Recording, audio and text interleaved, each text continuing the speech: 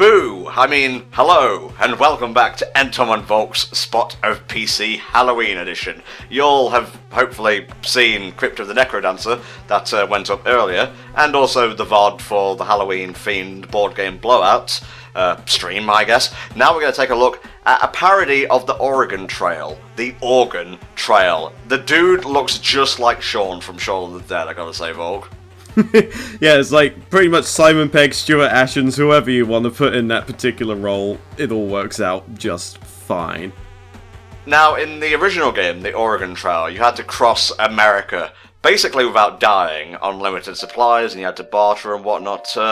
Here, you're basically going across a post-apocalyptic America. So we're going to try and see how far we can get before we die. You'll notice that a lot of the mechanics are pretty much the same between games. Instead of like going out and shooting buffalo and whatnot, here you're just shooting zombies. Yeah, pretty much. It's one of those things that it doesn't necessarily feel like it's changed all that much, but I think Oregon Trail lent itself to like the theme of like escaping from a post-apocalyptic hell quite nicely. So I suppose this was a match made in heaven, I suppose. Base Clements, the preacher with a gun. That sounds like a pretty good horror movie, actually. Alright, what are we going with here? Is it HFC Across America? Pretty much! And we're gonna see how far we can get within this here 20 minutes, although I have edited it down a bit because some of these sections do take quite a while, and I felt like the point was put across quite effectively, so there are some bits I just kind of glance through, but I figured I'd play this for about an hour and see how far I can get. You know, see if anybody dies along the way, or if somebody comes down with a case of the bubonic plague and just dies for no reason. I swear to God, if I catch dysentery and fucking die in the first 5 minutes, I'm not gonna be happy, Paul. Well, actually, you say that, but when I was doing my first recordings, that actually did happen. And I was like, no, we can't have that. I think Tom would literally, like, dock my pay or something. Just, no. Well. So I did it again and thought, this has to go better because I'm pretty sure, like, starting it like that would be just too much of a dick move. Well, I mean, it would be funny, but, you know, I kind of want to see how far we can get with NTom surviving, because if I'm not alive, who will edit my videos? It's like a really, really banal version of Sophie's Choice. More or less. It's like one of those things where, like, you're the one with the vaccine and we have to get you over there and to some weird safe spot. How did he break his arm? We're in a car! I'm assuming, like, maybe he was, like, buttered up by the zombies and just, like, he took, like, he Oh my God! Yeah, it's not going very well for poor old Clements here. Oh, in a car?! I get the feeling that this was mostly just things that happened, and he just didn't tell us. Jesus. Like, He just thought, you know what, it's probably fine. I guess my arm is just hanging off by the bone for no reason, because, you know, maybe I just didn't have my vitamins this morning, I don't know. Christ. The only way I can accept this happening, like, if my OCD will allow me, it will relent and allow me to live my life, is if the car is a TARDIS, and there was a zombie just happening to be shuffling along the, like, interior of it, and Clements fucked off. You know, he ignored our warnings. Don't go to the centre of the TARDIS, we said. Haha, I don't believe in boxes bigger on the inside, says Clements, and he wound up with a broken arm and bitten by a zombie and he has dysentery. That is some poor luck right there, though, you have to admit. Okay, so the game works by sending you to this screen pretty much immediately after you're done with kind of like the, I suppose the atmosphere laying, for lack of a better word. And depending on the difficulty, you get to pick what kind of supplies you want to take with you. And on normal difficulty, you get about 12 pips to play around with. So you can put a bit on fuel, a bit on first aid. Generally speaking, you have enough to get a bit of everything. Sometimes, though, you might want to prioritize a lot on food, or perhaps prioritize a lot on ammo, so you can go out hunting. There's plenty of different ways you can do it, and especially on the harder difficulties, you may be in a position where you think, okay, I'm just gonna say no fuel or medkits or anything like that. I'm just gonna get loads of food and loads of guns, and I'm just gonna like hang around and shoot zombies for a while in order to make up for the deficit that comes with the difficulty level. Okay, which one of these is THD? I'm guessing the dog. Yes, THD is the corgi. Oh. Now in Oregon Trail, you actually have to pick like the time of year you set out, because obviously weather affects things. What? Oh. Yeah, we had to put him down because he was bitten by a zombie, by his request. Well, you know, don't hang your arm out of the car next time. Lesson learned. Yep. If he had put his head out there, we would have been really screwed. We'll probably cover the original version of this game, the Oregon Trail, at some point, but that could probably just be like a long playthrough, so we'll stick with the zombie variant in the meantime. Oh, that's Richie. That is classic X-Gamer Richie there, always keeping our spirits high. Ah yes, we can always rely on him to sing us a tale that'll lift our spirits and keep us going through this zombie-infested hellscape. But this is one of those games that makes for really, really good live stream things, just because you don't really know what's going to happen at any given moment. And even if you play through the game several times before, nothing's going to end up being exactly the same as it was like the last time you played it. I think the campaign does take some liberties with that. Like, sometimes there are some things that change, but otherwise, like, the order of places you go to and what have you is pre-arranged. Like, maybe there's some events as well that tie into the campaign that will always remain the same. But you do also have an endless mode as well, so if you just want to see how far you can get, like, maybe you can circumvent the world 3 times over before you die or something, I don't know, but that's a mode there that might help out. Didn't realize we were in a visual novel right now, Volk. Oh yeah, you do get these events where you can get multiple choice things, so like maybe you find like a school that somebody needs rescuing from and you can try and find your way and maybe rescue someone, or if you're unlucky, like in this case, you just find a whole bunch of zombies that you need to kill. And then you get put in these little combat situations where you got to choose between a rifle, a pistol, and a shotgun. Of course the shotgun will use more ammo, but you get a spread, and that makes it a bit easier because even if you miss, generally you'll probably hit something on either side. And of course, that takes longer to reload as well. So each weapon has their own set of benefits and drawbacks. And I'm not sure if it's a case of like there's a different weapon that suits different situations. I think it is literally mostly down to preference. Because I never really saw a situation where I thought, yes, the shotgun would be blatantly better in this particular part. It's more of a case of, I prefer the shotgun because I can handle the long reload times, and I like blasting things in the face. Oh, you found fuck all while surviving, but you survived, so that's a good thing. Why didn't you turn your cursor off? Well, I didn't turn the cursor off because I thought with like choosing some of the multiple choice stuff and such, I thought having the cursor there would just make sense, I suppose. Fine. Pittsburgh looking exactly like Monday, Pittsburgh, I suppose. I don't know, I'm not good at satire, fuck off, this is my show, not yours.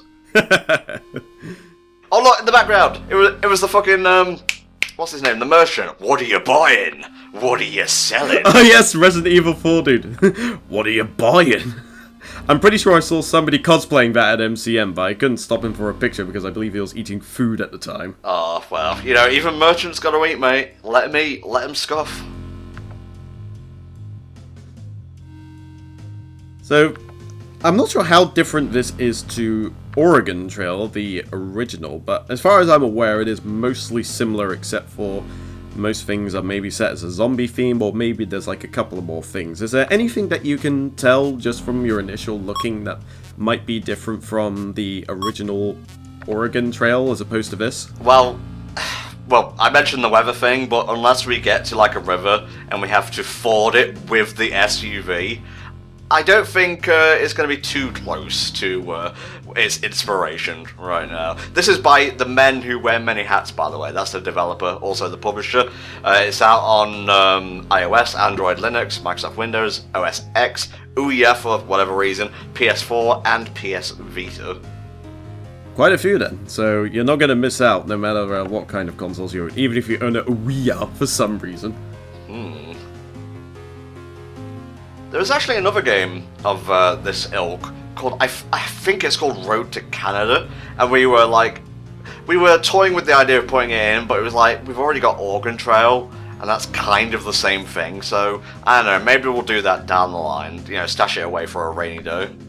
And of course the Halloween sales have probably started by this point, so Or at least they're still continuing. I'm pretty sure they have in fact started because they like to get a little bit ahead of the curve. And I believe that game was actually on sale. So it's well worth checking out if you want something similar to Oregon Trail, but maybe a little bit more involved, a little bit more of its own thing, rather than being kind of a parody of something that already exists. Yeah, yeah.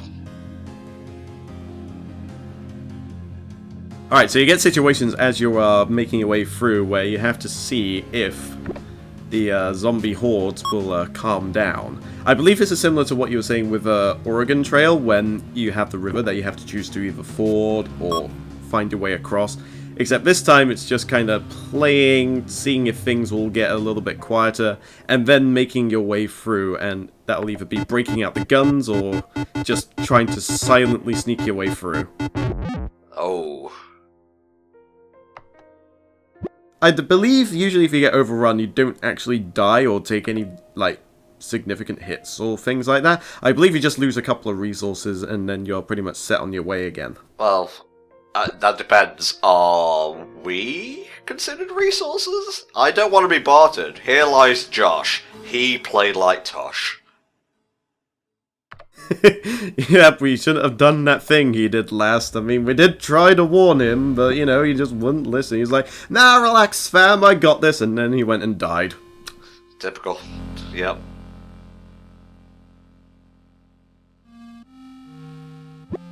There's actually another amazing parody of the Oregon Trail video game that I do actually quite enjoy, called Super Amazing Wagon Adventure. And it is incredibly fun. It's more arcadey than Oregon Trail is, but when you get to the point where you can like ford the river, you can actually choose to jump over it in your wagon. And you actually start going to like this sort of like sky-themed shmup type dealio. It's really, really insane. And you get like bears and penguins and all sorts. It's Wait a minute. We might have to cover that at some point. We are not trading Richie, okay? He is priceless. You know, it was tempting. I mean, $300. I mean, that's not a bad deal. You can buy quite a lot with that kind of money. Oh, God. That's slavery. No. I actually thought, like, if we tried to leave, they'd be like, we didn't say you could leave with him still with you. It's either you pay us or we take him by force. But luckily, that wasn't the case. Alright, so we've skipped ahead a bit now, I see. Yeah, that was mostly just finding another town, grabbing some more supplies, but now we got to the point where our car is broken down, and we need to get a hold of some scrap materials in order to try and repair it. But, there is also a boss fight that we have to deal with, which is, I wasn't expecting it, to be honest, just suddenly zombie dogs. Music's really intense as well, it's just like, what? It's like, what is this? I was not prepared for this. I was not trained for this kind of... Yeah.